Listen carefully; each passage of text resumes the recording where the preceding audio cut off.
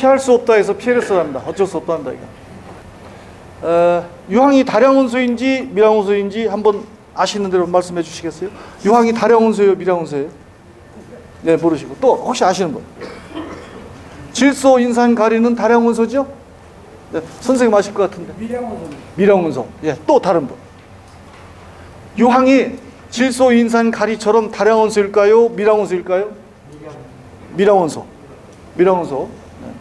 혹시 아니요, 다량원소요 하실 분 없어요? 혹시? 다량원소입니다. 죄송하지만 틀렸습니다. 근데 다 틀리니까 상관없습니다. 질소인산가리는 제1다량원소, 황, 칼슘, 마그네슘은 제2다량원소, 그 다음에 철, 인, 몰리브덴, 망간 이런 것들은 밀양원소. 그럼 황이 얼만큼 많이 필요해서 다량원소냐면 질소, 인산, 가리 중 인산만큼 많이 필요해요. 두 번째로 많이 필요한 걸 모르셨죠? 옛날에는 황을 다량원소지만 6대 원소, 여섯 번째로 중요한 이치로 쳤어요. 지금은 계속 화학비료와 영양생장 위주로 토양을 막 버려오고 환경을 버려놨기 때문에 지금은 네 번째로 칩니다, 황을. 4대 원소로 갑니다. 그럼 황이 왜 그렇게 많이 필요할까요? 황은 흰가루 잡는 흰가루 약 정도로 쓰는 그런 황이 아니에요. 그것도 하우스 하시는 분들은 비닐 상할까 봐 또 못 쓰잖아요, 황. 그렇죠? 근데 황을 지금까지 쓰는 방법 어땠습니까? 가성가리, 그죠? 녹여서 쓰면 되잖아요, 그죠? 물처럼 녹고 비용도 싸게 들어가고. 가성가리가 뭡니까? 청산가리 원료. 청산가리는 사람 죽을 때 먹는 거. 살인용으로 쓰는 거죠. 청산가리 만드는 원료가 가성가리인데 거기다가 황하고 같이 화학반을 일으켜서 녹여가지고 쓰니까 비닐이 감당할 길이 없고 조심할 사항이 굉장히 많죠. 특히 오이에는 쓰시면 안 됩니다. 호박도 쓰시면 안 되고 참외도 안 되고. 그렇게 하지 않고 황이라고 하는 것이 네 번째로 중요한 다량원소인데 이것을 화학반응을 일으키지 않고 그냥 쓰면 어떻게 될까요? 그냥 쓰면. 자, 봅시다. 선생님 몸속에도 황이 있어요. 황 없으면 안 됩니다. 이 공기 중에도 있고 땅 속에도 있고 오이나 배추 안에도 황이 없으면 안 됩니다. 아예 지구가 탄생할 때부터 있었던 6대 원소 중 하나가 황이에요. 더 심하게 말하면 황은 지구상에 존재하는 어떤 생명체든 황이 없으면 안 됩니다. 황이 아니어도 질소인산가리를 잘 키웠고 농약 갖고 잘 됐기 때문에 중요도를 몰랐던 거죠. PLS에 걸리지 않는 안전한 방법이 뭐가 없을까 하다가 황에 대한 이야기가 들어오고 모두싸기 유튜브를 타면서 쏙쏙 들어와서 이제 교육 열기도 생기게 된 거죠. 그럼 황은 어떤 역할을 하기 때문에 그렇게 많이 필요하고 중요하냐면 사람이나 동물이나 오이나 배추가 생명체를 유지하기 위해서는 단백질이 필요한데 단백질을 합성할 때 산소하고 황이 없으면 단백질이 안 만들어져요. 나무가 산소 없으면 자랄 수 없는 것처럼 황이 없으면 자랄 수가 없습니다. 또 하나는요, 단백질을 합성하는데 중요하다는 거 하나 말씀. 두 번째는 물질을 서로 이어붙여주는 중매정입니다. 이제 황을 S, 설퍼의 약자 S라고 그러죠. S가 물질 묻어오고 S가 물질 붙어와서 같은 물질끼리 S가 만나서 붙어줘야만 비로소 생명체 연결되는 겁니다. 그래서 SS 본드라고 합니다. S가 S끼리 붙는다 해서. 또는 영양과 영양도를 서로 연결해주는 고리라 해서 SS 고리라고도 합니다. 황을. 뭐 배추는 뭐 요소로 고리다가 뿌리고 물 줘서 어디 키워보려고 하셨지만 사실은 칼슘이거든요. 그렇죠? 십자군 칼슘 넣어야 되는데 안 들어가니까 그랬던 거잖아요. 상인들이 요소 준 배추는 안 가져가고요. 자꾸 부르니까. 최근에 알게 된 사실인데 황이 화학반응을 일으키지 않는다면 원소 그대를 잘만 이용하면 칼슘과 미네랄을 붙여서 붙잡고 들어가 주는 거예요. 그럼 한번 생각해 보세요. 오이든 배추든 나무에 우리 작물에 칼슘하고 황이 들어갈 수 있기만 한다면 들어간다는 보장만 있으면 짱짱하고 빳빳하고 건강해질 거라는 건 상식이잖아요. 그죠? 그래야 그 다음에 병이 와도 잘 이겨내고 흰가루도 잘 이겨내고 뭐 녹균 같은 거는 뭐 저 환기만 시키려고 막 열어놔도 막 녹균 달라붙는데 노이가 뭐 이따 보시면 알지만 놀라울 만큼 짱짱해집니다. 이거 혹시 이거 조작한 거 아니냐 이상하다 할 만큼 짱짱해집니다. 그러니까 지금 물질과 물질을 서로 이어붙여주고 칼슘과 미네랄들을 잘 붙잡고 들어가주는 촉매제라는 사실이 가장 큽니다. 사실은 오늘 공부하신 것 중에 그것만 되면 들어간다는 보장만 있으면 내가 창고에 쌓아놓고 효과 없어서 안 쓰던 거 그렇죠. 그 다음에 여기 카탈로그에 좋은 게 많이 소개됐습니다만 우리가 충분한 시간과 현장 활용을 통해서 확정된 이 자료들입니다. 그런 것들이 보장만 있으면 내가 안심이 되죠. 시세 떨어진 건 저는 어쩔 수 없고요. 다 잘 돼서 시세 떨어진 것까지는 어쩔 수 없지만 잘 된다는 거 이따 사진 보시면 놀라실 겁니다. 또 하나 뗄 수 없는 건 역시 PLS 농약 대행이죠. 농약. 다이센 M45 아시죠? 다이센. 유황으로 만든 겁니다. 그렇죠? 예, 유황으로 만든 겁니다. 유기유황으로 만든 건데 16가지가 등록되어 있죠? 주로 곰팡이성 병에 잘 듣잖아요. 그죠? 예. 안전하고 잘 듣는 걸로 보장되어 있는 거죠. 오랫동안. 그래서 이제 유기화시킨 거고요. 저는 무기, 그냥 황 그대로를 만든 겁니다. 모두싹은. 화학반을 일으키지 않은 거예요. 녹이지 않은 겁니다. 그러면 저기 질문 있는데, 그렇지, 지금 모둠싹에 칼슘을 섞어도 괜찮아요? 네, 이제 곧 나옵니다. 섞어야 됩니다. 잘 들어갑니다. 그 이게 들어가니까 짱짱해지는 거죠. 세표벽이 두꺼워지고, 예. 자기 면역 물질, 방어 능력이 생겨서 저항력이 생겨가지고 웬만한 병은 이겨냅니다. 심지어는요, 호박에 나와 있는 수박 모자이크 바이러스 아시죠? 호박이 막 곰보처럼 생기는 거. 예. 이게 이미 뽑아서 버리거나 불태워버리는 걸로 배우셨죠? 이게 펴져요. 이거 잡히는 거 아직 약 한 번도 못 봤어 나는. 이게 지금 바이러스에 감염됐던 호박나무라는 네, 게 이해가 안 가네요. 이게 이해가 안 가지. 이거 원래 바이러스가 오면 한 셈에 하나가 오면은 그대로 갖고 와고 다 갖다 버려요. 됐죠. 잡히네요. 예, 다 잡힌 거. 이거는 90% 잡힌 거. 이건 완전 심했던 게, 심했던 거는 이게 구멍이 펴진다는 거죠? 아니에요. 이게 곰보매로 예. 꼬북꼬북한 게 크거든요. 예. 근데 없어졌잖아. 이거 다 발라졌잖아. 예. 다리미 다린 것처럼 펴지고 나무가 살아나서 희한한 일이 생겨. 희한한 일이.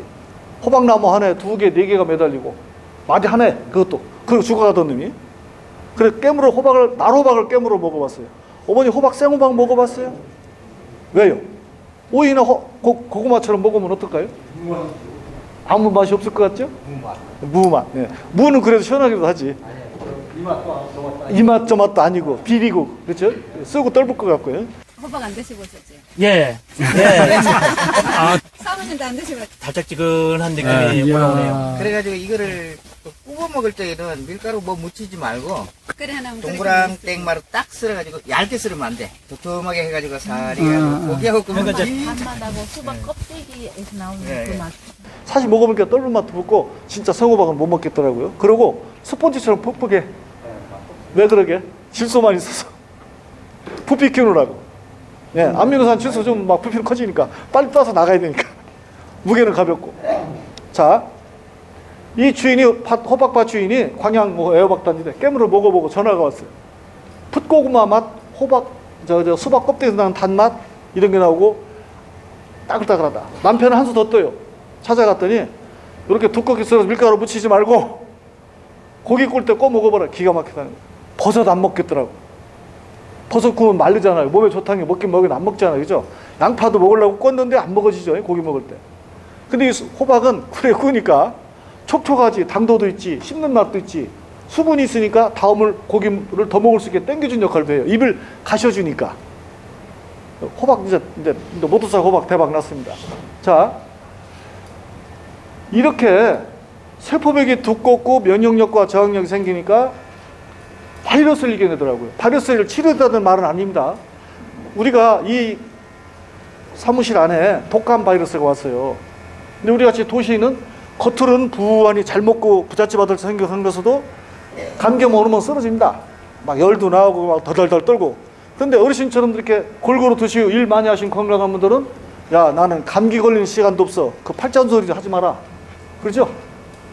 바쁘고 몸이 건강하시고 그렇죠? 같은 감기 바이러스 왔었고.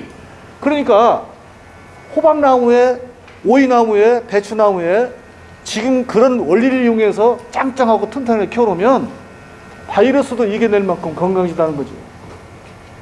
여기 강원도 지역은 연작을 60년 이상 해가지고 배추에 노랑 바이러스 그게 이제 순무 황화 바이러스인데 그 바이러스로 많이 실패합니다. 코병도 오고 코병 같은 거 이런 거 오는 거 다 아시지만 칼슘이 이동이 안 돼서 그런 거 아닙니까?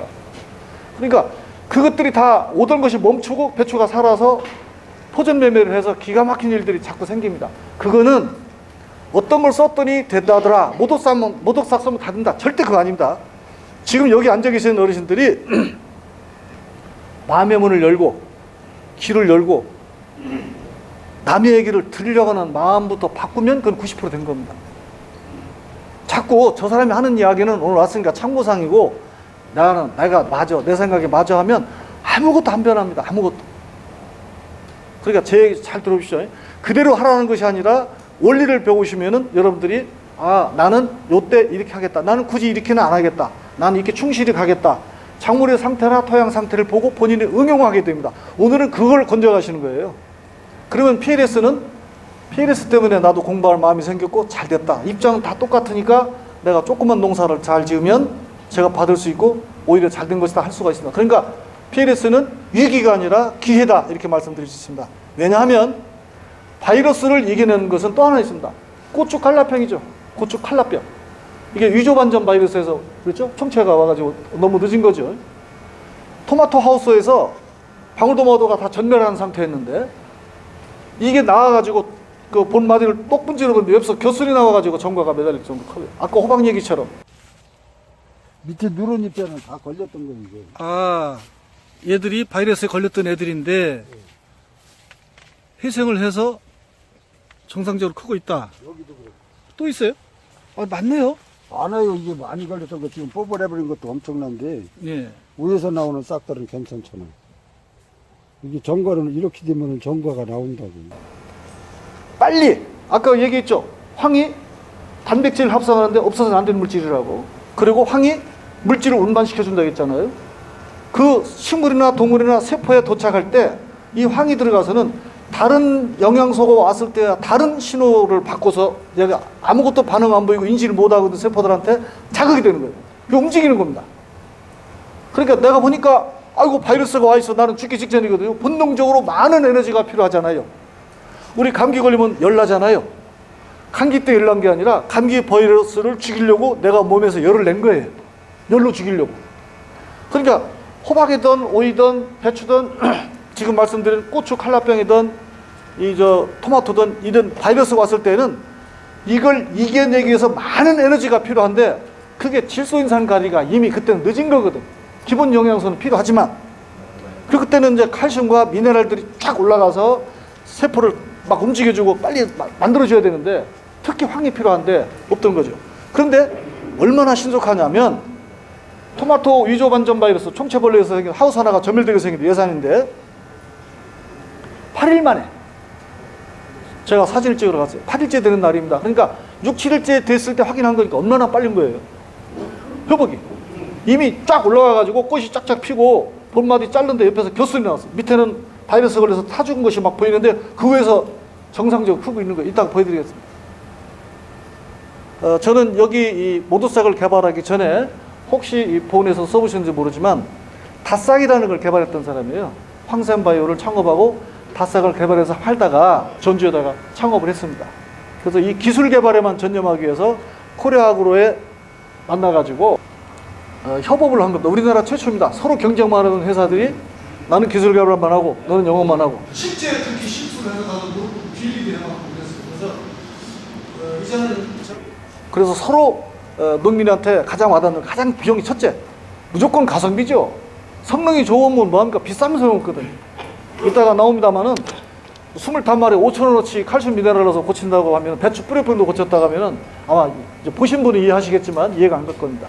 그렇게 하다가 보니까 협업 정신을 발휘해서 오늘 이 자리에 오게 됐습니다. 그래서 일어나실 때에는 아마 시원하실 겁니다. 뿌옇던 것이 아주 개운할 겁니다. 그리고 어려운 강의도 아니고 동영상을 보시면 그렇게 쉬운 걸 몰랐구나 라고 본인이 후회되실 거예요.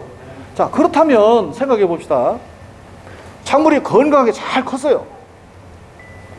잘 되고 있는데 거기다 대고 혹시 모르니까 그래도 농약 칠 사람 있습니까? 약 칠려다가 한 번 더 미뤄지죠. 대파 쪽파밭에 가세요. 작년같이 35도 막 더위에도 이 끝까지 새파랗게 칼슘이 잘 올라갔어요. 이 끝까지 새파랗게. 이건 기적이 아니라 남 얘기를 들으려고 한번 해볼까 답답하니까 해볼까 했는데 된 거예요. 그렇다면 농약은 4번 내지 8번 치던 거, 대파 같은 건 8번에서 12번 치는데 4번을 끝나고 5번 치던 농약은 2번이나 3번을 끝나는 겁니다. 그것도 이제는 이런저런 농약 그냥 비공식에 칠 수 없잖아요. 그렇죠? 등록된 약자만 써야 되지 않습니까? 등록된 약자만. 그렇죠? 그러니까 그 등록된 약자만 갖고 부족할 때는 아까 말씀드린 거 첨예 성병에 들은 거 촉매제니까 황이 그런 역할을 하니까 섞어주는 거예요. 주의사항만 지키고 그러면 뜨거운 여름에도 칼슘이 잘 올라가는 걸 눈으로 볼 수가 있을 겁니다.